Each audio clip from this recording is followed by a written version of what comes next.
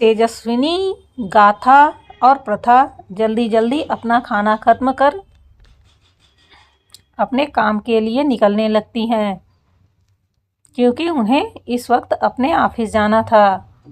वह लोग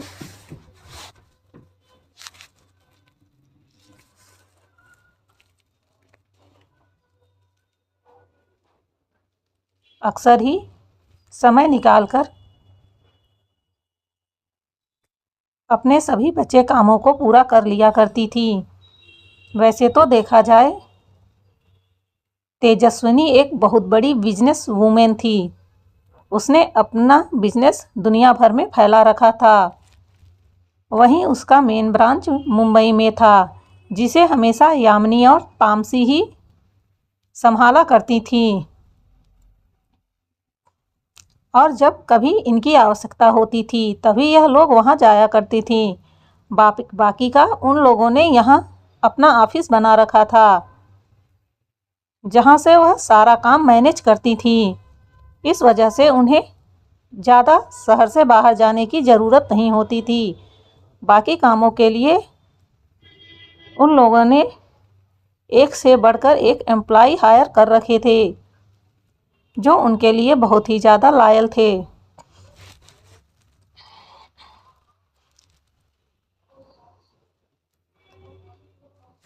तेजस्विनी, गाथा और प्रथा अपने ऑफिस के लिए निकल जाती हैं, इस बात से बिल्कुल अनजान कि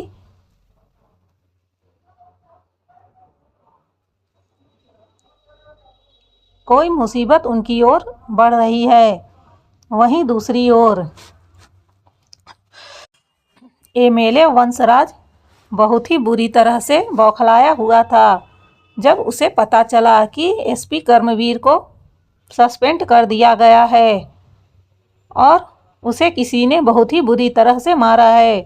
पर उसे किसने मारा और उसकी हालत किसने खराब की, यह उसे अभी तक पता नहीं चलता है, क्योंकि थाने से इस बात को किसी ने भी बाहर लीक नहीं होने दी थी, जिस वजह से वंशराज को कुछ भी पता नहीं चलता। वहीं प्रमोद महाजन, जो हॉस्पिटल में एडमिट था, उसके साथ ही अमन और अजय भी एडमिट थे। अब वहां पर एक इंसान और बढ़ गया था, वह था एसपी कर्मवीर। उसे भी वहीं लाकर एडमिट कर दिया गया था। वैसे भी अभी यह सिर्फ दिखाने के लिए था, लेकिन हॉस्पिटल से जैसे ही वह निकलेगा, उसे तेजस्विनी के लोग तुरंत ही अपनी कैद में ले लेंगे। वहीं वंशराज हॉस्पिटल में अपने बेटे को देखने आया था, और जब वह अपने बेटे की ऐसी हालत देखता है तो उसका खून खौल जाता है। वह बहुत ही ज़्यादा गुस्से में था। उसने डिसाइड कर लिया था कि वह उस लड़की को नहीं छोड़ेगा, जिस वजह से वह अपने पूरे गैंग को वहां बुलाता है। इस वक्त उसका गुस्सा बहुत ही भयानक था। वह गुस्से में चिल्लाते हुए बोलता है कि जाओ, जाकर उस कमीनी लड़की को मेरे पास घसीट कर लाओ। उस नीच हरामजादी की हिम्मत कैसे हुई मेरे बेटे पर हाथ उठाने की? क्या उसे नहीं पता था कि वह किसका बेटा है? मैंने उसे इतना बढ़ा चढ़ा कर पाला है, उसकी हर गलती पर पर्दा डाला है, उसे सींच सींच कर गुंडा बनाया है, और उस घटिया लड़की ने एक ही पल में मेरे बच्चे की सारी रेपुटेशन खराब कर दी। अब भला उससे कौन डरेगा? उसने तो मेरे बेटे की इज्जत की धज्जियां उड़ा दी। जाओ, उसे घसीट कर लाओ। यानी हद है यार। हर इंसान अपने बच्चों को पाल पोस कर बड़ा अफसर बनाता है, और यह देखो इसकी बेशर्मी। यह अपने बेटे को सींच सींच कर गुंडा बना रहा है। कमाल है।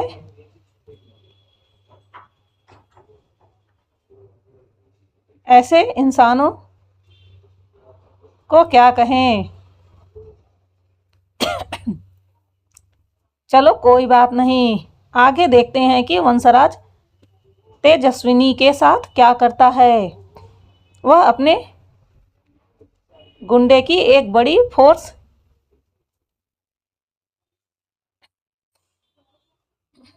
तेजस्विनी के आश्रम के लिए भेज देता है। लगभग 1.5 घंटे की ड्राइव के बाद 30-40 किलोमीटर का सफ़र तय करके वह लोग तेजस्विनी के आश्रम तक पहुंच जाते हैं।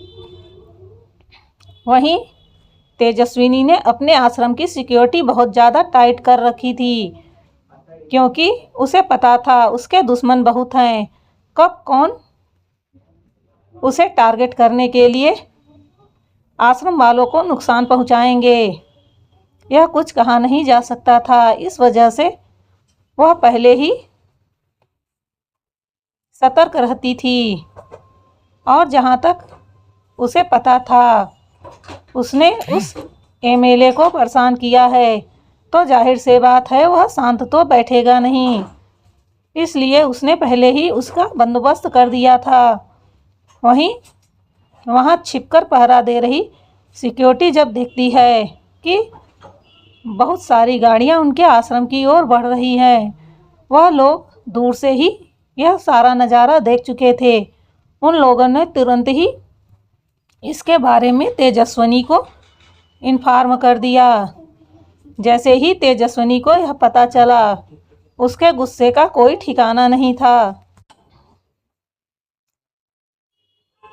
आखिर में कुत्ते कि दुम को चाहे जितने साल नली में रखा जाए, वह कभी सीधी नहीं हो सकती। यह सोचते हुए तेजस्विनी गाथा और प्रथा को वहां रुकने के लिए बोलती है और खुद आश्रम जाने की बात करती है, लेकिन गाथा और प्रथा उसकी बात बिल्कुल नहीं मानती हैं। प्रथा तो गुस्से में बोलती है कि तू जहाँ जाएगी हम लोग भी तेरे साथ ही जाएंगे, और तुझे क्या लगता है कि तू वहाँ इतने सारे गुंडों से भिड़ेगी और हम यहाँ बैठकर तमाशा देखेंगे। तो ऐसा भूल जा, हमारे रहते हुए तुझे सोचने की ज़रूरत नहीं है।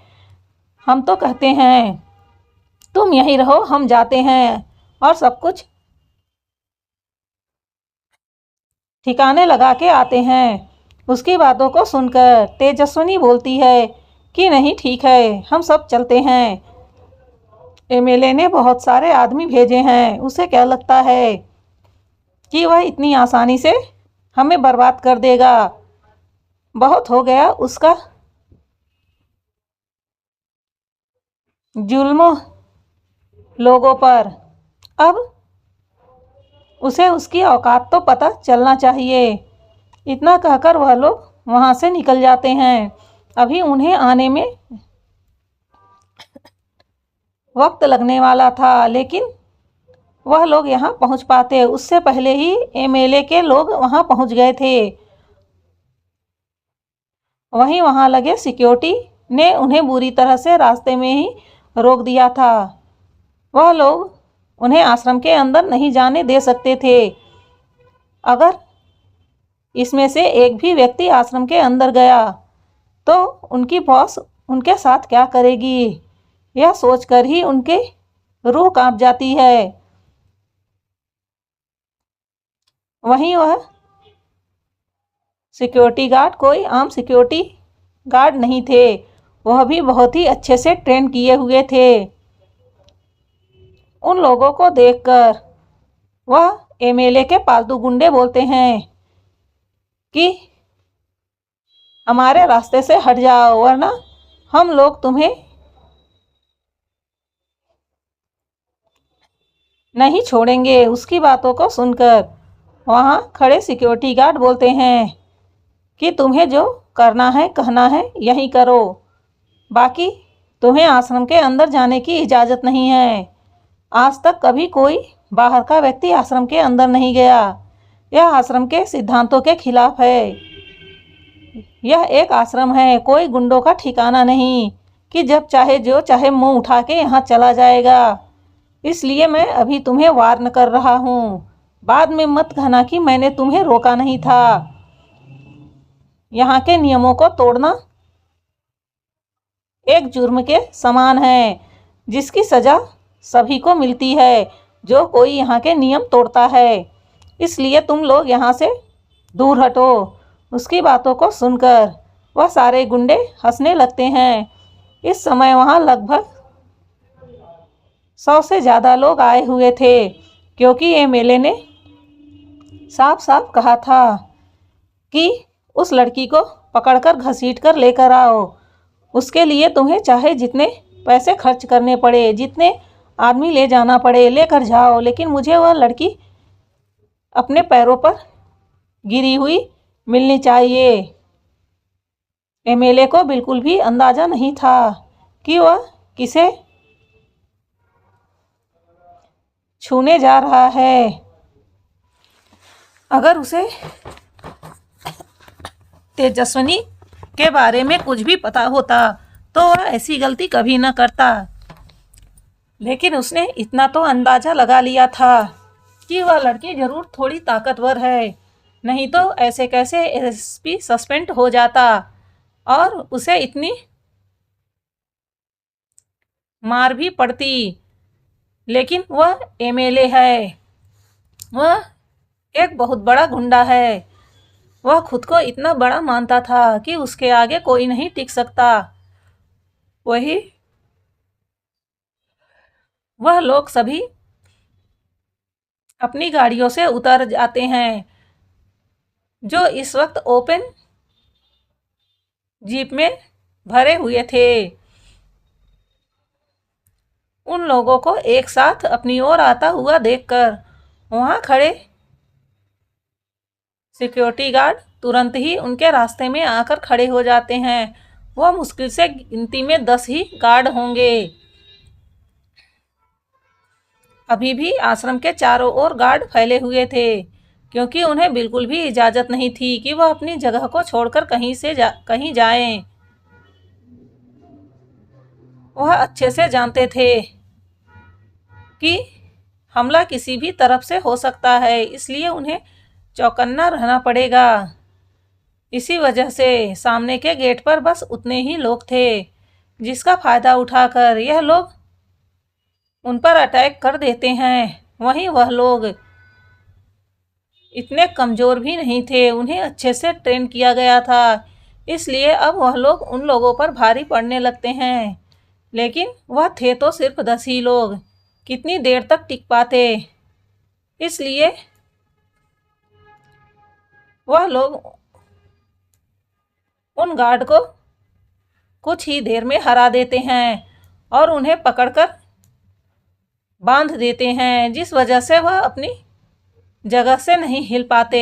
वहीं अब वह लोग बहुत ही ज़्यादा खुश हो जाते हैं। उन सबका लीडर बोलता है कि चलो, हमारे बॉस ने कहा है कि हमें इस आश्रम को पूरी तरह से बर्बाद करना है और उस लड़की को बालों से घसीटकर अपने बॉस के पैरों पर फेंकना है।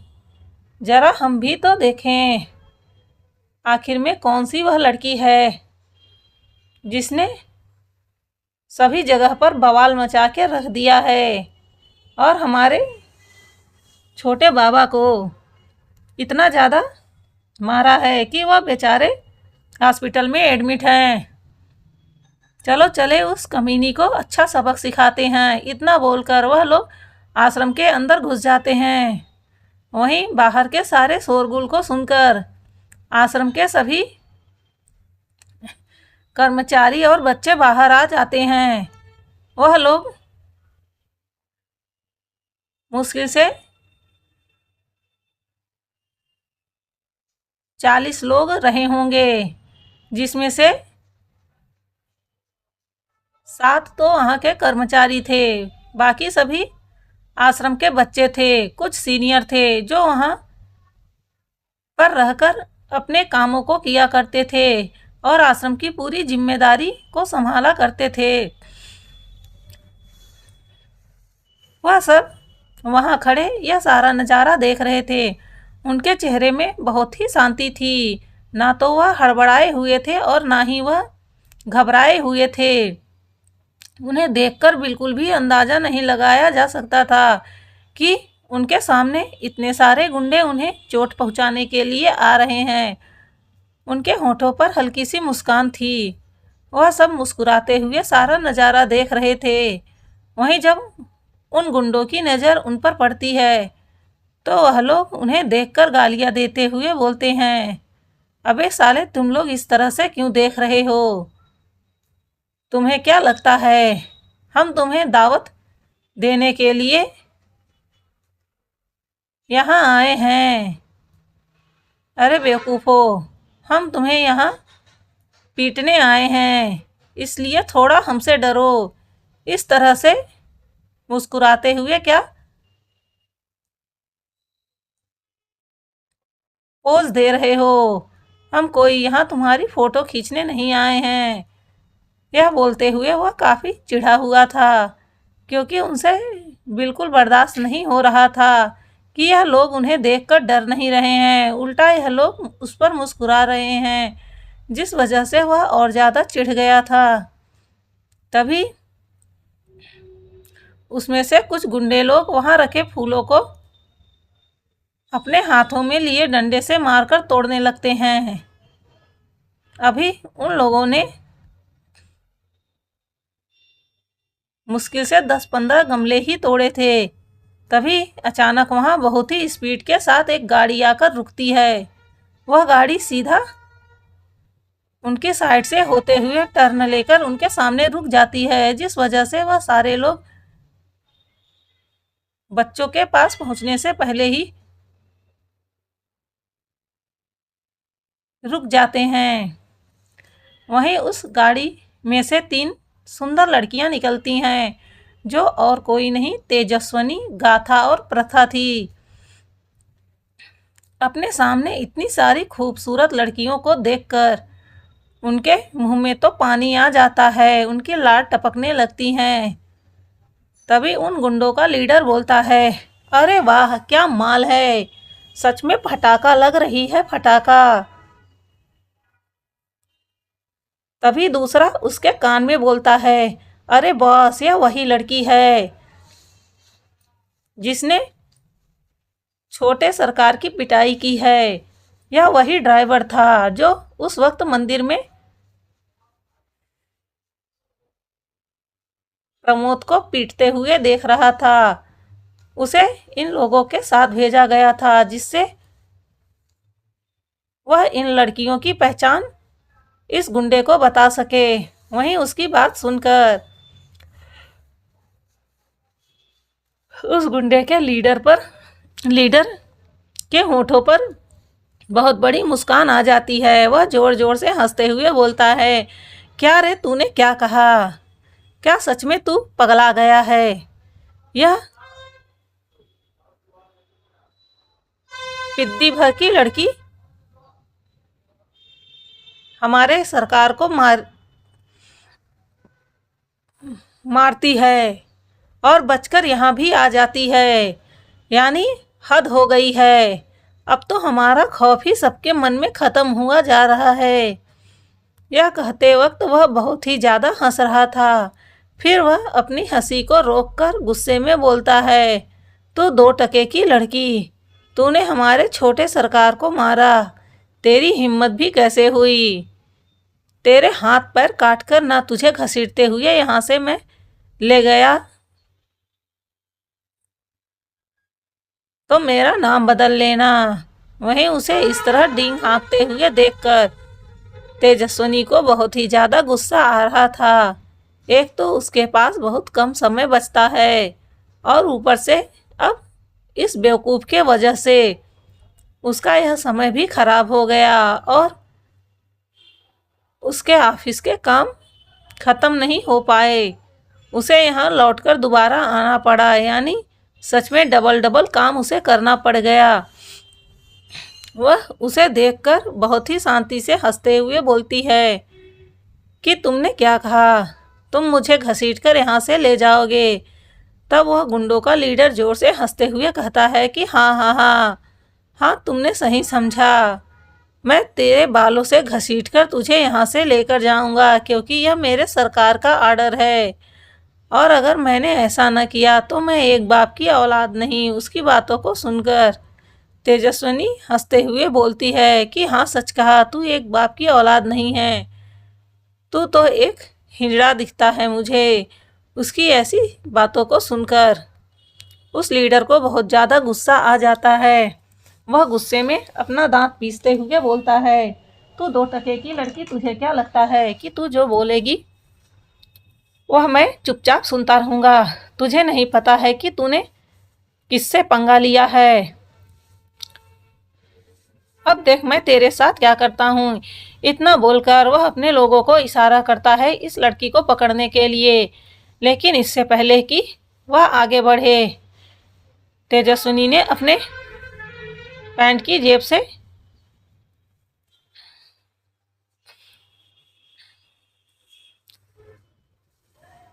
एक छोटी सी गन निकाली, जो देखने में तो छोटी थी, पर उसके पावर का अंदाजा इन लोगों को दूर दूर तक नहीं था। वैसे भी वह इन गंदे लोगों को हाथ लगाकर अपना हाथ गंदा नहीं करना चाहती थी, जिस वजह से उसने सीधा शॉर्टकट रास्ता अपनाया।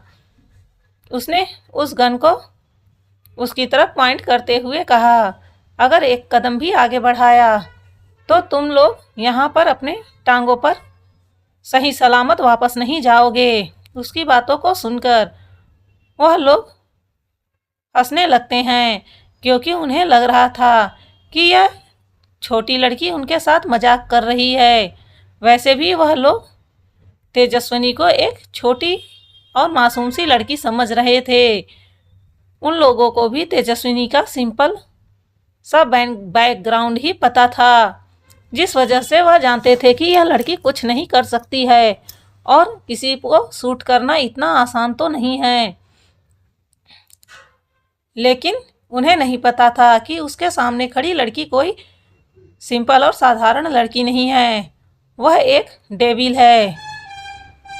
वह उन लोगों पर अपना बंदूक तान देती है, लेकिन वह लोग बिना घबराए, बिना उसकी बात माने आगे बढ़ने लगते हैं। वहीं तेजस्विनी के सामने इस वक्त 100 से भी ज़्यादा लोग थे और वहां अकेले तेजस्विनी उनके सामने खड़ी थी। गाथा और प्रथा अभी भी पीछे गाड़ी पर टेक कर मज़े से सारा नज़ारा देख रही थी। उन्हें अच्छे से पता था कि उसकी तेजू इतनी पावरफुल है कि वह इन चमगादड़ों को एक ही बार में मसल देगी। इसलिए उन्हें कोई टेंशन नहीं थी, और अगर कुछ हुआ तो वह लोग पीछे खड़ी ही हैं। वह लोग इन्हें यहाँ से जिंदा नहीं जाने देंगी। वहीं तेजस्विनी की वार्निंग को अनदेखा करके वह लोग आगे बढ़ने लगते हैं। इसके बाद ही तेजस्विनी उनके इस हिम्मत को देखकर एक डेविल मुस्कान देती है, इससे पहले कि वह उसकी मुस्कुराहट के पीछे का अर्थ समझ पाते। उन सबके कानों में गोलियों की आवाज़ जाती है, और इसी के साथ पहली लाइन में चल रहे जितने भी व्यक्ति थे, सभी के टांगों पर एक एक गोली जाकर लगती है, जिस वजह से वहाँ तेज दर्द भरी चीख की आवाज़ चारों तरफ हवा में गूंज जाती है। उसी के साथ वह लोग जमीन पर धड़ाम से गिर जाते हैं। वहीं उन गुंडों का लीडर अपनी आंखें फाड़े सारा नज़ारा देख रहा था। उसे तो यकीन नहीं हुआ कि कितनी जल्दी इस लड़की ने इतने सारे लोगों को शूट कर दिया, और उसके चेहरे पर थोड़ी सी भी घबराहट नहीं थी। ना तो वह घबरा रही थी, ना तो उसे किसी बात का डर था। क्या इतने सारे लोगों को मारने के इल्जाम में उसे बड़ी सजा नहीं होगी? क्या यह एक खतरनाक क्राइम नहीं है? इस समय तो उस गुंडे के लीडर को सारा कानून याद आ रहा था। वहीं इससे पहले वह भूल गया था जब वह खुद यहाँ कानून तोड़कर किसी पर अटैक करने आया था। लेकिन जब बात उनके लोगों पर आई तो अब उसे कानून याद आ रहा था कि कानून उसे क्या सजा देगी, कानून उसके साथ क्या क्या करेगी। लेकिन उसे क्या पता यहाँ कानून उसी का चलता है। वहीं थोड़ी देर बाद वह लोग जमीन पर छटपटाते हुए पड़े थे और बाकी के लोग जो उसके पीछे आ रहे थे उनकी तो हिम्मत ही नहीं हो रही थी कि वह किसी तरह अपनी टांग उठाकर एक कदम भी आगे रखें। इस समय उनके पैर थर थर कर कांप रहे थे। उन्हें अच्छे से पता चल चुका था कि उसके सामने खड़ी लड़की एक बहुत ही खतरनाक लड़की है, जिसका चेहरा ही देखने में खूबसूरत लग रहा है, लेकिन मास्क के पीछे से भी उसकी आंखें एक शैतान की तरह चमक रही थी। जी हाँ, इस वक्त भी इन तीनों लड़कियों ने मास्क लगा रखा था, क्योंकि इन तीनों को आज तक कभी किसी ने नहीं देखा था, सिर्फ इनके आश्रम के लोगों को छोड़कर। बाकी यह तीनों दुनिया के सामने ऐसे मास्क में ही आती हैं, वह कभी किसी के सामने ऐसे नहीं आती हैं इन जीवन में उन्हें खतरा महसूस हो। वह हमेशा सतर्क रहती थी। वहीं उन गुंडों के लीडर को समझ नहीं आ रहा था कि वह क्या कहे करे। फिर वह गुस्से में अपने बाकी के सारे लोगों को बोलता है कि तुम सब उस लड़की को पकड़ो। अगर जो कोई भी उस लड़की को पकड़ के घसीट कर मेरे पास लाएगा, मैं उसे बहुत सारा पैसा दूंगा। उसकी बातों को सुनकर सारे लोग तेजस्विनी के आगे पीछे फेरा बनाकर घूमने लगते हैं और उसे तरह तरह से परेशान करने के लिए डराने लगते हैं। लेकिन उन्हें क्या पता था कि तेजस्विनी कौन सी चीज है। वह उन्हें देखकर फिर से एक डेविल मुस्कान देती है। जैसे ही वह लोग उसकी मुस्कुराहट देखते हैं तो अपनी जगह पर जम जाते हैं। अब यह शैतान लड़की क्या करने वाली है। लेकिन दूसरे ही पल एक जोरदार किक उनके मुंह पर आके लगती है और वह सारे के सारे लोग इसी तरह से जमीन पर लेटे हुए नजर आते हैं, क्योंकि तेजस्विनी ने एक के बाद एक को लगातार सभी को अपने पैरों से मारा था। उसने बहुत ज़्यादा फोर्स लगाकर उन्हें मारा था, जिस वजह से कमज़ोर शरीर वाले तो तुरंत ही बेहोश हो गए और जिसका शरीर ठीक ठाक था वह उसके हमले से अभी इस काबिल तो बचा ही था कि वह खड़ा रह सके। इसलिए वह अपने लड़खड़ाते कदमों से वहाँ से निकलकर भागने लगता है। वहीं तेजस्विनी बोलती है कि क्या हुआ, अब तुम लोगों को नहीं आना है। फिर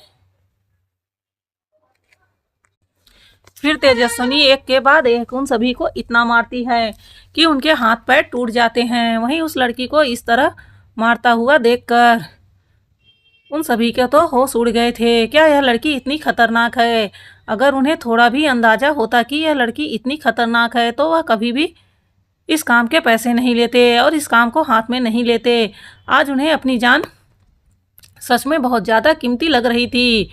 उन्हें अपने माँ बाप के बोले वचन याद आ रहे थे कि बेटा गुंडागर्दी छोड़ दो और शराफत की ज़िंदगी जियो। उन्हें लग रहा था कि काश वह पहले ही अपने माँ बाप की बात मान लेते तो आज उन्हें अपनी ज़िंदगी इस तरह ख़त्म होती हुई नज़र न आती। वहीं तेजस्विनी बहुत ही बुरी तरह से उनके हाथ पैर तोड़ रही थी। शायद अब वह कभी भी चल फिर नहीं पाएंगे, ना ही उनके हाथ ठीक हो पाएंगे। वह पूरी तरह से इसी तरह अपनी ज़िंदगी को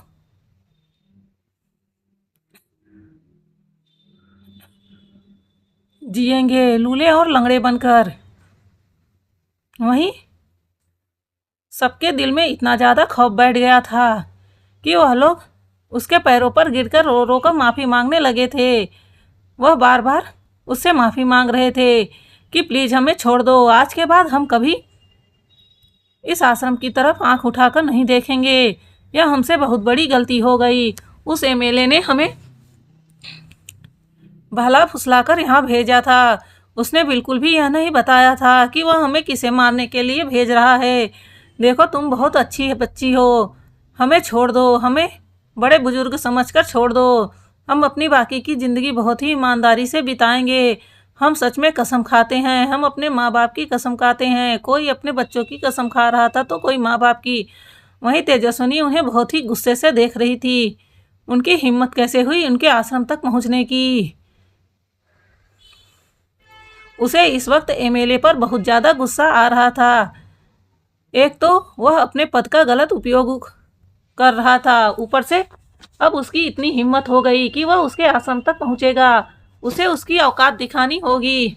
तेजस्विनी तुरंत अपने लोगों से बोलती है, इन्हें घसीटकर इनकी गाड़ियों में फेंक दो।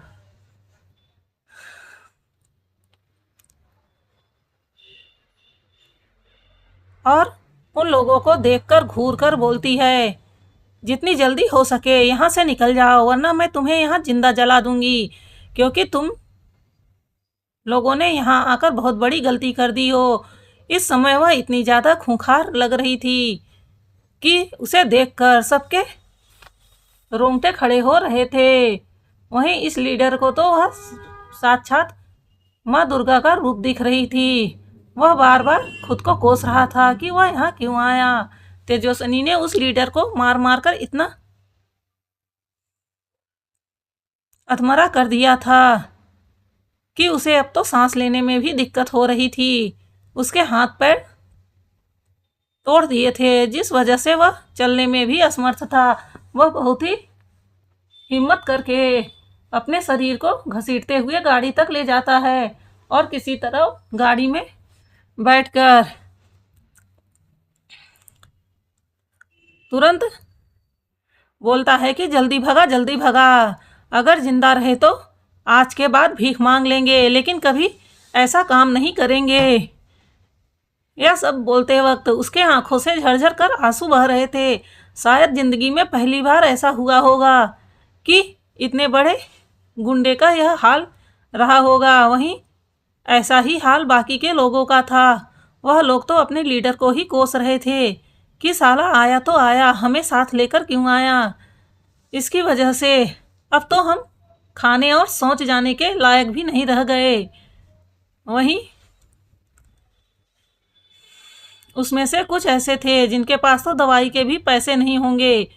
वह तो इसी टेंशन में थे कि अपनी टूटी हड्डियों को अब कैसे सही कराएंगे। थोड़ी ही देर में वह पूरा एरिया बिल्कुल साफ हो चुका था। वहीं तेजस्विनी अपना फ़ोन निकालकर किसी को मैसेज करती है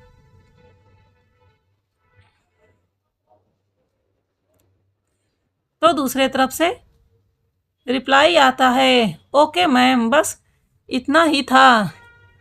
इसके बाद सीन देता है वंशराज, जो खुशी से फुदक रहा था और अपने कमरे में उसने अच्छे से कह दिया था कि आज उसके बेड को सुहागरात की बेड की तरह सजा दिया जाए, क्योंकि आज वह इंजॉय करने वाला है। उसकी बातों को सुनकर उसकी पत्नी, जो कि एक सीधी सादी औरत थी, उसे बहुत बुरा लगता है, लेकिन क्या करे, उसका पति बहुत ही वैसी दरिंदा था। वह हमेशा ऐसी लड़कियों को अपने घर लाया करता था और अपनी पत्नी के आंखों के सामने ही उसके साथ रंगरलिया बनाया करता था। वहीं उसकी पत्नी बेबस और लाचार थी, वह कुछ नहीं कर पाती थी। एक बेटा था जो उसका बिल्कुल भी नहीं सुनता था, वह भी अपने बाप के नक्शे कदम पर चलता था। वह भी ऐसे ही गंदी हरकत करता था और लड़कियों के साथ अपनी रातें रंगीन करता था। वह बेचारी महिला अपने बच्चे को समझा समझा कर थक चुकी थी, लेकिन वह मानने को तैयार नहीं था। वहीं जब उसे पता चला कि किसी लड़की ने उसके बेटे को पीटा, तो वह औरत,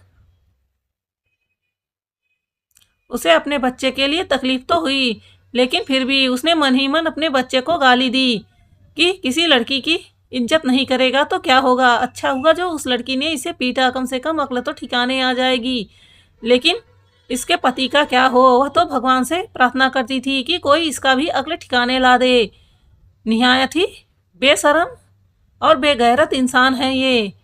वह बेचारी उसे जब भी रोकने की कोशिश करती तो वह उसे मारने पीटने लगता था, जिस वजह से वह डर की वजह से अब उससे बोलना ही बंद कर दिया था। ना ही वह उसे रोकेगी और ना ही वह उसे जानवरों की तरह पीटेगा। कभी कोई औरत नहीं चाहती थी कि उसके मांग का सिंदूर उजड़े। बस यही एक कारण था कि वह खामोशी से उसके सारे जुल्म सहती थी, लेकिन मन ही मन वह दुआ करती थी कि कोई इसे अच्छा सबक सिखा दे। और आज उसकी दुआ भगवान ने सुन ली थी। वह बड़े ही शौक के साथ अपने लिए सेज तैयार करवा रहा था। वहीं उसके खुशी को अभी ज्यादा देर नहीं हुई थी कि उसके सारे भेजे गए गुंडे उसके घर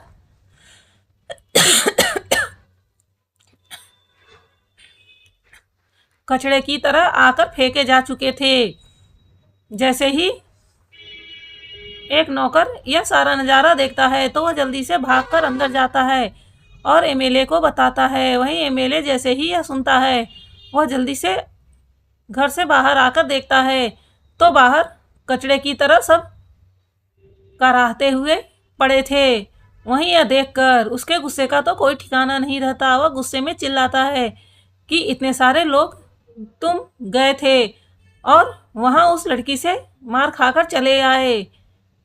वह लोग बहुत समझाने की कोशिश कर रहे थे कि वह कोई आम लड़की नहीं है, उससे पंगा मत लो वरना बर्बाद हो जाओगे। पर एमएलए को इस समय अपने पैसों का घमंड था, जिस वजह से उसे कुछ नहीं समझ में आता। वह अपने लोगों से बोलता है कि इन्हें ले जाओ और हॉस्पिटल में फेंक दो, पर ज़्यादा पैसे इन पर खर्च नहीं करना। मेरे पास इतने बेकार पैसे नहीं हैं कि मैं इन्हें पालता रहूं। वैसे भी यह कुत्ते हैं और कुत्तों को ज़्यादा सर पे नहीं चढ़ाया जाता वरना यह भौंकने लगते हैं। यह सब बातें उन्हें बहुत बुरी लगती है। एक तो उसकी वजह से उन लोगों की ऐसी हालत हो गई थी, वहीं यह एमएलए अपना रंग दिखा रहा था। सच में अगर वह सही होते तो एमएलए को अच्छा सबक सिखाते। कुछ ही देर में उन लोगों को लेकर एमएलए के आदमी सरकारी हॉस्पिटल चले जाते हैं और यहाँ एमएलए बहुत ही ज़्यादा गुस्से में बौखलाया हुआ था। वह अभी कुछ आगे कर पाता इससे पहले ही उसके फ़ोन में किसी का कॉल आता है। जैसे ही वह अपना फ़ोन उठाता है तो उसकी सांसें ही थम जाती है। उसे एमएलए पद से हटा दिया गया था और उसके खिलाफ कार्रवाई शुरू कर दी गई थी। यह सुनकर तो उसका कलेजा ही मुंह को आ जाता है। वह घबराते हुए बोलता है, सर पर मेरी गलती क्या है? मैंने कौन सी गलती की है और आप मुझे ऐसे कैसे हटा सकते हैं? इसके लिए मुझे पहले से नोटिस भेजना चाहिए था। आप ऐसे कैसे हटा सकते हैं? वहीं दूसरी तरफ का व्यक्ति बोलता है कि तुमने जो हरकत की है उसके लिए तुम्हें नोटिस भेजा जाए, या तुम सपने में देखते रहो। तुमने अब की बार जिसे अफेंड किया है वह कोई मामूली इंसान नहीं है, इसलिए अब तुम पहले अपनी ज़िंदगी बचाओ, बाद में अपनी सीट के बारे में सोचना। और खबरदार से जो दोबारा कभी हमसे संपर्क करने की कोशिश की, हम नहीं चाहते कि तुम्हारी वजह से हम भी इस दलदल में खींचे। इतना कहकर वह फ़ोन रख देता है। उसी के साथ एमएलए सोचने लगता है कि अब मैंने किसे परेशान कर दिया। वह बहुत देर तक सोचता है पर उसे समझ नहीं आता कि आखिर में इतना बड़ा व्यक्ति कौन हो सकता है जिसने उसे इस तरह से अपने पद से हटवा दिया। वह अपने दिमाग पर बहुत जोर डालता है पर उसे तब भी याद नहीं आता कि उसने किसे परेशान किया। वहीं अभी इतना ही होना बाकी नहीं था। एमएलए के घर के सामने कुछ लोग आते हैं और उसे बाहर बुलाते हैं। एमएलए जैसे ही निकलकर बाहर जाता है तो वह लोग उसे अपने साथ गाड़ी में बैठा लेते हैं एमएलए बहुत ज्यादा चिल्ला रहा था। इस वक्त उसके आदमी भी हॉस्पिटल गए हुए थे, जिस वजह से वहां ज्यादा लोग नहीं थे, और जितने भी लोग थे वहां खड़े लोगों की हिम्मत नहीं थी कि एमएलए को अपने साथ ले जा रहे लोगों को वह लोग रोक सके, क्योंकि वह लोग बहुत ही ज्यादा खतरनाक दिख रहे थे। वहीं एमएलए को समझ नहीं आता है कि आखिर में यह लोग कौन है। वह गुस्से से चिल्लाता है, तुम लोग कौन हो और मुझे ऐसे कैसे अपने साथ ले जा सकते हो। उसकी बातों को सुनकर वहां खड़ा एक भी व्यक्ति कुछ नहीं बोलता है और उसे घसीटते हुए अपने साथ गाड़ी में बैठाने लगता है। वहीं एमएलए बार बार चिल्ला रहा था। एमएलए की हाइट छोटी थी, वह मोटा और भद्दा इंसान था, और जो लोग उसे लेने आए थे वह काफी लंबे चौड़े और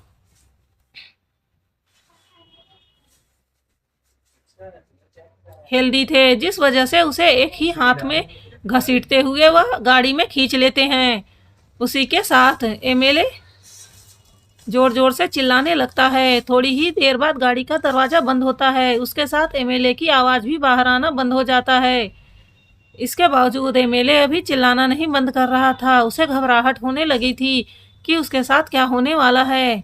उसी के साथ वह और जोर जोर से चिल्लाने लगता है। तभी वह गार्ड एक जोरदार थप्पड़ उसके गाल पर मारता है, जिससे उसके सर के ऊपर चिड़िया घूमती हुई उसे नजर आती है। ऐसे लगता है जैसे उसका पूरा सर चकरा गया। यह थप्पड़ इतना जोरदार था कि उसे अपनी आंखों के सामने अंधेरा छाते हुए नजर आता है, और थोड़ी देर बाद एमएलए बेहोश हो जाता है।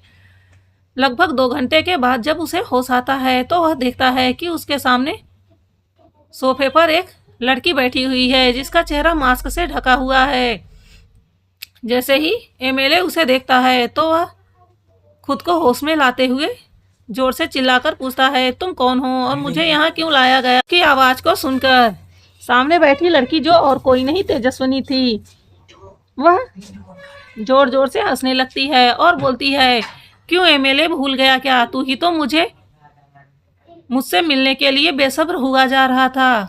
तुझे ही तो मुझसे मिलना था। वहीं उसकी बातों को सुनकर एमएलए को समझ नहीं आता। वह ध्यान से उसकी ओर देखने लगता है तो उसे याद आता है कि उसके लोगों ने जिस लड़की के बारे में बताया था, क्या यह वही लड़की है? वह अभी कुछ बोल पाता उससे पहले ही तेजस्विनी बोलती है, तुझे याद नहीं आ रहा है लगता है। चल मैं तुझे याद दिला देती हूँ। तेरे बेटे को हॉस्पिटल पहुँचाने वाली मैं ही हूँ। बाकी तेरे लोगों को भी हॉस्पिटल पहुँचाने वाली मैं ही हूँ। और जानता है, एक सीक्रेट बताऊं, सब तो हॉस्पिटल पहुंचे लेकिन तुझे हॉस्पिटल नसीब नहीं होगा। तुझे तो सीधा नर्क नसीब होने वाला है। उसकी बातों को सुनकर एमएलए डर से उसकी ओर देखने लगता है और बोलता है कि तुम क्या करना चाहती हो? देखो, मैंने तुम्हारा कुछ नहीं बिगाड़ा है। मैं एक सीधा साधा सा इंसान हूँ। मैं जनता की सेवा करता हूँ और उनके भलाई के लिए हमेशा सोचता हूँ। भला मेरी तुमसे क्या दुश्मनी हो सकती है? देखो, तुम मुझे छोड़ दो। तुम्हें नहीं पता है मेरे पीछे कितने लोगों का हाथ है। अगर तुमने मुझे कुछ किया तो कानून तुम्हें कभी नहीं छोड़ेगा। वहीं उसकी बातों को सुनकर तेजस्विनी जोर जोर से हंसने लगती है और बोलती है, कानून कानून कानून किसे सिखा रहे हो तुम? कानून? तुम मुझे कानून सिखा रहे हो, जिसे खुद भी कानून के बारे में कुछ नहीं पता है। कानून का क्या होता है या तुम्हें पता है? अगर पता होता तो तुम अपनी लाइफ में इतने सारे गुनाह न करते। इतने लड़कियों को तुमने अपने बेड तक लाकर उन्हें जान से मार डाला। कितने भोले भाले लोगों के बच्चों को मारा है तुमने। कितने घर बर्बाद किए हैं। कितने लोगों को डरा धमकाकर तुमने खुदकुशी करने पर मजबूर कर दिया। और इससे ज्यादा तो हद हो गई। तुम्हारे बेटे ने तुमसे बढ़कर भी काम किया है। वाकई में तुम लोग तो अवार्ड देने लायक काम किए हो। चलो, इस बात पे तुम्हें अवार्ड से नवाजा जाए। इतना कहकर वह अपने गार्ड को इशारा करती है। उसी के साथ 2 गार्ड वहां आते हैं और वहां रखे आग के बीच से 2 छड़ निकालते हैं जो आग में पूरी तरह से लाल हो रखा था। जैसे ही एमएलए यह देखता है तो उसकी पैंट गीली हो जाती है। वह डर से कांपते हुए बोलता है कि यह तुम क्या क्या क्या कर रही हो? देखो देखो, तुम्हें नहीं पता है, यह करना बहुत बड़ा जुल्म है। तुम लोग मेरे साथ ऐसा नहीं कर सकते हो। यह कहते वक्त डर के मारे उसकी जबान लड़खड़ा रही थी। वह देख सकता था कि वह लोहे का रॉड कितना ज्यादा गर्म है। अगर उसके शरीर पर कहीं छुआया गया तो उसका शरीर तुरंत ही हड्डी तक जल जाएगा। वहीं वह गार्ड एक पल की भी देरी नहीं करते और दूसरे ही पल एमएलए के हाथ को पकड़ लेते हैं और उस रॉड को उसके हाथ पर रख देते हैं, जिससे वहां एमएलए की जोरदार चीख चारों तरफ गूंज जाती है। वहीं उसकी चीख को सुनकर तेजस्विनी अपनी आंखें बंद कर लेती है, मानो जाकर अब उसे सेटिस्फेक्शन मिला हो। फिर वह लोग ऐसे ही बार बार करने लगते हैं, जिससे एमएलए दर्द से तड़पने लगता है। इस वक्त उसके आंखों से बहुत ज्यादा आंसू बह रहा था। वह दर्द में इतना ज्यादा तड़प रहा था, वह अपनी जिंदगी की भीख मांग रहा था। सुनते सुनते जब तेजस्विनी थक जाती है तो बोलती है कि चुप चुप, एकदम चुप। उसकी आवाज इतनी खतरनाक थी कि एक पल के लिए एमएलए के रोंगटे खड़े हो जाते हैं और उसकी आवाज उसकी हलक में ही दब जाती है। वहीं तेजस्विनी अपनी जगह से खड़ी होते हुए उसके थोड़ा करीब जाती है, लेकिन वह इतना करीब नहीं जाती कि वह उसकी परछाई को भी छू सके। फिर वह वहां खड़ी हो जाती है और उसे ऊपर से नीचे तक देखते हुए बोलती है कि कितना अच्छा लग रहा है तुम्हारे जिस्म में यह फूल का निशान। देखो ना, कितना अच्छा बड़ा बड़ा फूल बना है। यह लोहे के राड से दागने के वजह से बड़े बने छाले थे, जिसे देखकर तेजस्विनी फूल बोल रही थी। वहीं उसकी बातों को सुनकर एमएलए का तो होश ही उड़ जाता है। उसके शरीर के यह छाले उसे फूल दिख रहे हैं। वाकई में उसके जितना निर्दय कोई नहीं होगा। वह घबराते हुए बोलता है कि तुम कौन हो? जहां तक मैं तुम्हें समझ सकता हूँ, कोई आम लड़की नहीं हो, वरना जिस तरह से तुम खुलेआम ये सब कर रही हो, किसी की भी हिम्मत नहीं है। देखो, मैं तुम्हें अभी भी वार्न कर रहा हूँ, तुम मुझे छोड़ दो वरना तुम बहुत पछताओगी। तभी तेजस्विनी बोलती है कि भला मैं क्यों पछताऊंगी? एक मरे हुए आदमी को मारकर मुझे क्यों पछतावा होगा? उसकी बातें एमएलए को समझ नहीं आती है, तो वह बोलता है कि तुम्हारे कहने का क्या मतलब है? अगर तुमने मुझे मार दिया तो तुम कानून के आगे कौन सी सफाई दोगी?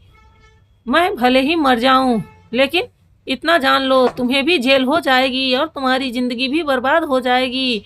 इसलिए बोल रहा हूँ, अभी तुमने जिंदगी जीना ही शुरू किया है, तुम मुझे छोड़ दो। यह सब बोलते हुए उसे इतना ज्यादा दर्द और तकलीफ हो रही थी कि उसके मुंह से आवाज भी ठीक से नहीं निकल रही थी, लेकिन फिर भी उसे अपने जिंदगी को बचाना था, जिस वजह से वह जिंदगी की भीख मांग रहा था। वहीं एमएलए की बात सुनकर तेजस्विनी जोर जोर से हंसते हुए बोलती है, तुम्हें क्या लगता है कि तुम्हें मारने के बाद पुलिस मेरे पीछे आएगी और मुझे गिरफ्तार करेगी? ना ना ना ना, ऐसा कुछ भी होने वाला नहीं है, क्योंकि तुम तो पहले ही मर चुके हो और मरे हुए व्यक्ति के लिए पुलिस कभी किसी के चौखट तक नहीं आती है। उसकी बातों को सुनकर वह आश्चर्य में बोलता है, पर मैं तो अभी जिंदा हूँ, मैं कहाँ मरा हूँ? तभी तेजस्विनी उसे एक स्क्रीन की ओर देखने को बोलती है और गार्ड से इशारा करती है। दूसरे ही पल उस स्क्रीन पर एक वीडियो चलने लगती है जिसमें रिपोर्टर जोर जोर से चिल्लाकर बता रहे थे कि अचानक से आज एमएलए की गाड़ी दुर्घटनाग्रस्त हो गई। गाड़ी को किसी ट्रक ने बहुत ही बुरी तरह से टक्कर मारा है, जिस वजह से गाड़ी के परखच्चे उड़ गए हैं और मौके पर ही एमएलए की मौत हो गई है। यह देखकर तो एमएलए की सांस ही अटक जाती है। वह जिंदा यहाँ बैठा है और उसकी मौत की खबर सब जगह उड़ रही है। वहीं वह देखता है कि उसकी पत्नी कैसे रो रही है। आज जाकर उसे अपनी पत्नी के दर्द का एहसास होता है। इस वक्त उसका भी दिल कर रहा था रोने का। वह अपनी पत्नी के आंखों में आंसू देखकर एहसास करता है कि उसने अपनी पत्नी को कितना दर्द और तकलीफ दिया, कभी उसकी इज्जत नहीं की। लेकिन आज उसके मरने की खबर सुनकर जहां सभी लोग खुश दिख रहे हैं, वहीं उसकी अकेली एक पत्नी ही थी जो उसके गम में आंसू बहा रही थी। बाकी वहां खड़े सभी लोगों के चेहरे पर खुशी ही नजर आ रही थी। यह देखकर एमएलए को आज अफसोस होता है, लेकिन अब क्या किया जा सकता है। वह कहते हैं ना कि अब पछताए होत क्या, जब चिड़िया चुग गई खेत। जब उसके पास अब जिंदगी जीने के लिए वक्त ही नहीं है तो वह पछता कर क्या कर सकता है। थोड़ी देर बाद वीडियो बंद कर दी जाती है। एमएलए बहुत ही लाचारगी से तपस्विनी की ओर देखता है और बोलता है, तुम कौन हो और आखिर में क्यों ऐसा कर रही हो? तुमने मुझे इतनी सजा तो दे दी, अब क्यों मुझे मारना चाहती हो? प्लीज मुझे जिंदा छोड़ दो।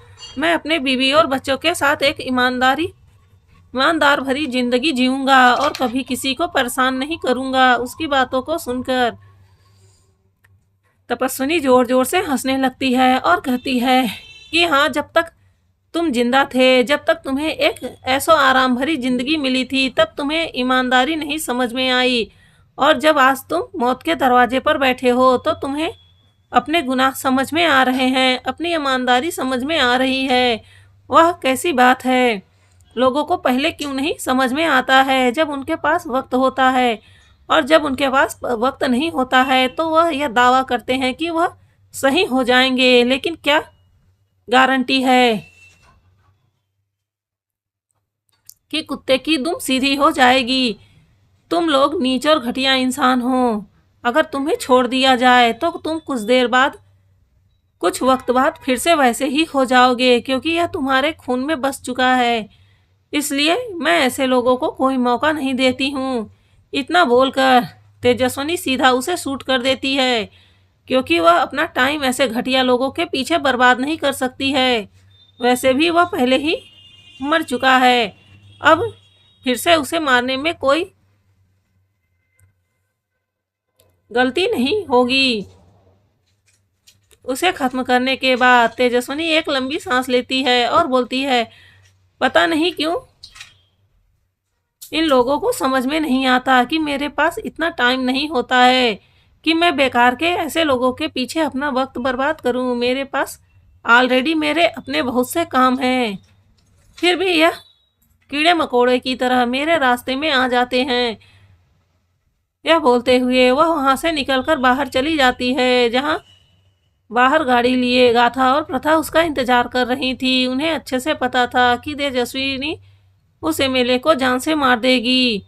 यह सड़क के गुंडे उसके रास्ते में बार बार बाधा डालते रहेंगे। वह उन्हें इस तरह खुद को परेशान करने के लिए नहीं छोड़ सकती थी। वहीं उसे आता हुआ देखकर जल्दी से गाथा गाड़ी का डोर ओपन करती है। तेजस्विनी गाड़ी में बैठ जाती है और वह लोग यहाँ से निकल जाते हैं। अब तक यह सब करने में काफी वक्त बीत गया था। शाम हो चली थी। जैसे ही वह लोग आश्रम पहुंचते हैं तो वहां पता चलता है कि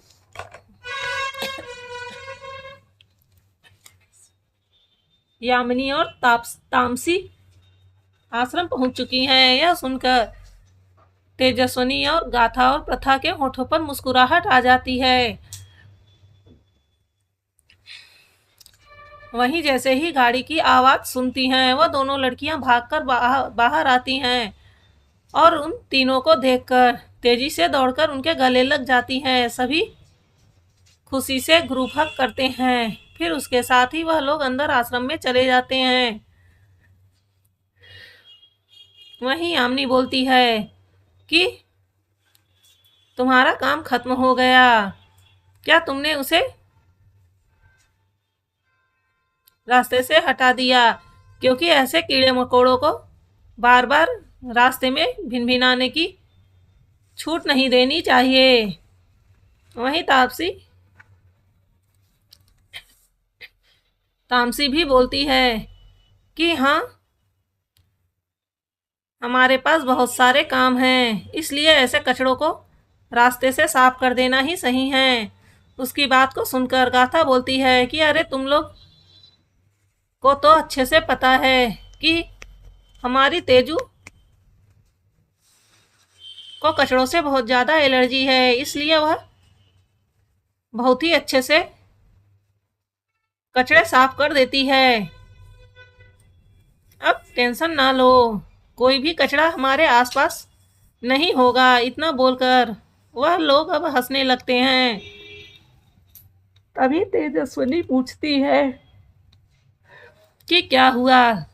तामसी और यामिनी, क्या हमें वह डील मिल गई? उसकी बातों को सुनकर यामिनी मुस्कुराते हुए बोलती है कि हाँ तेजू, भला तुम जिस चीज में हाथ लगाओ वह तुम्हारी ना हो, ऐसा भला संभव है?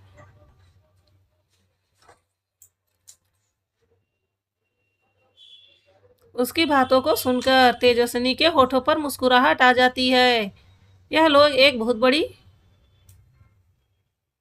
डील के लिए गए थे, जिसे जल्दी ही इन लोगों ने अपने नाम कर लिया था। अब बस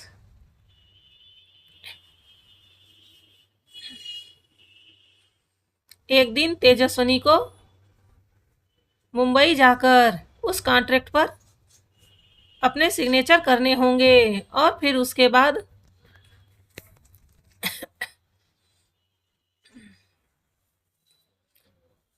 इनका एक बहुत बड़ा प्रोजेक्ट शुरू हो जाएगा, जो शायद अरबों रुपए का था। लेकिन उसे नहीं पता था कि मुंबई जाने के बाद उसकी किस्मत उसे किससे मिलाने वाली है। वहीं जहां एक और यह सब हो रहा था, वहीं दूसरी ओर राणा सूर्य प्रताप सिंह अपने ऑफिस में बैठकर अपना काम कर रहा था। तभी उसका असिस्टेंट आता है और उससे बोलता है कि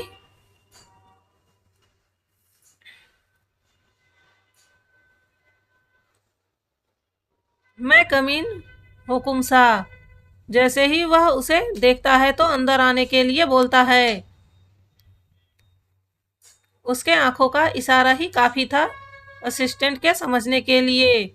वह तुरंत ही जल्दी से अंदर आ जाता है। फिर वह अपना सर झुकाकर वहां खड़ा रहता है। उसकी बोलने की हिम्मत नहीं हो रही थी, क्योंकि उसे अच्छे से पता था कि उसका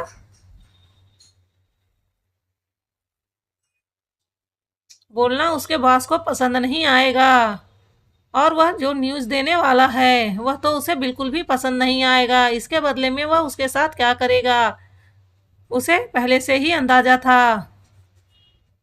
आज उसका सर फूटना तो जरूरी है, लेकिन फिर भी वह कुछ नहीं कर सकता है। यह खबर तो उसे देनी ही पड़ेगी। वहीं उसे इस तरह सर लटकाया हुआ देखकर सूर्या अपनी तेज आवाज में बोलता है, क्या तुम यहाँ मेरा मुंह देखने आए हो? क्या तुम्हें मेरा मुंह देखना इतना अच्छा लगता है? उसकी बात को सुनकर असिस्टेंट घबरा जाता है और वह घबराते हुए बोलता है, सर सर सर, नहीं नहीं, यह बात नहीं है।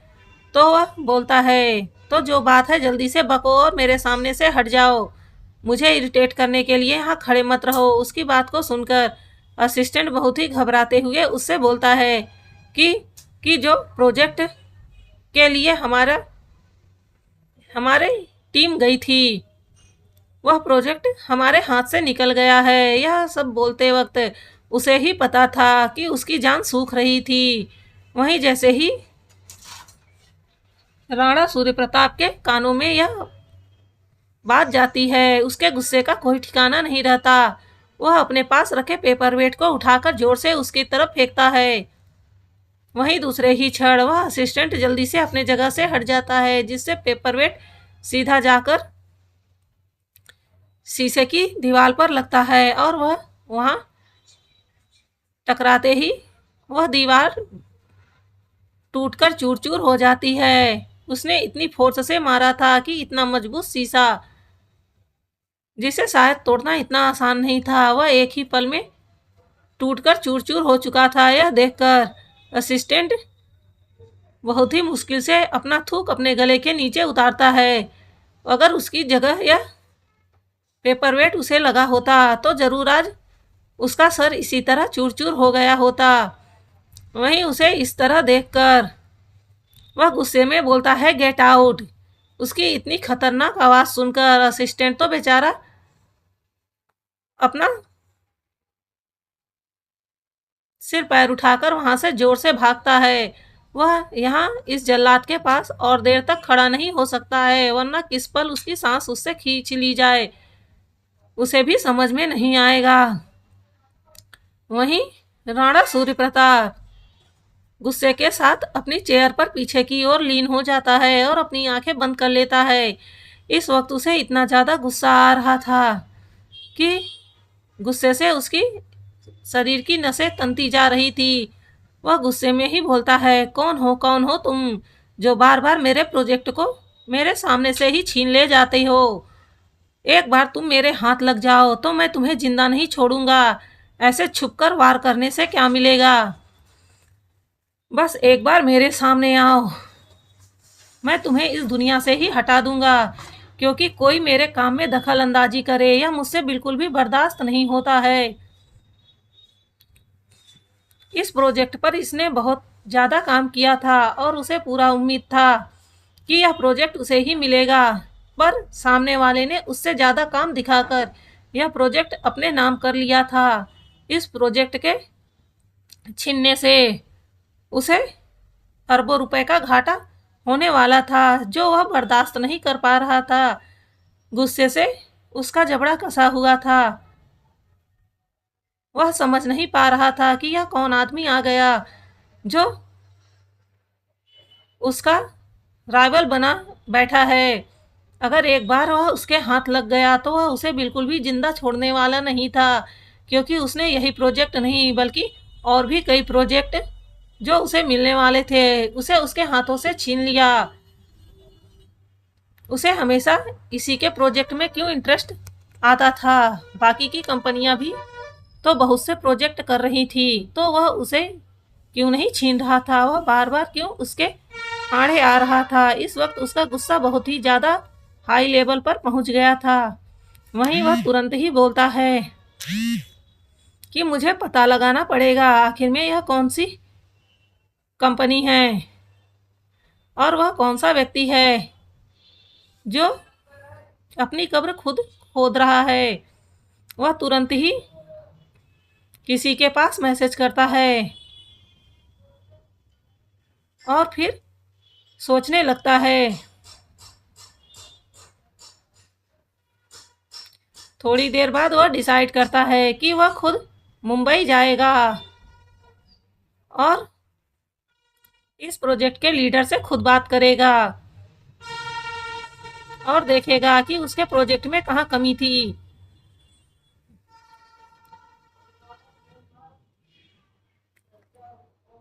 उसके काम में कहाँ कमी थी जो यह प्रोजेक्ट दूसरे कंपनी को दी गई।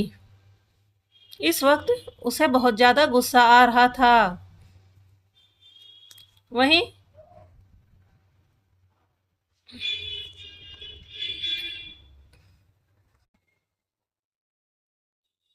यह दोनों एक दूसरे से बिल्कुल ही अनजान थे।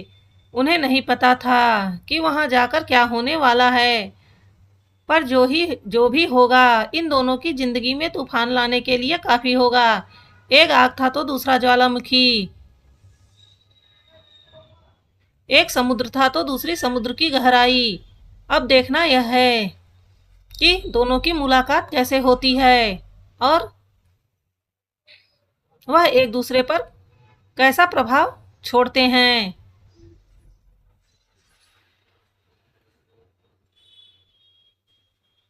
इन दोनों की मुलाकात बहुत ही इंटरेस्टिंग होने वाली है। तो दोस्तों, आपको यह स्टोरी कैसी लगी कमेंट करना बिल्कुल नहीं भूलिएगा। और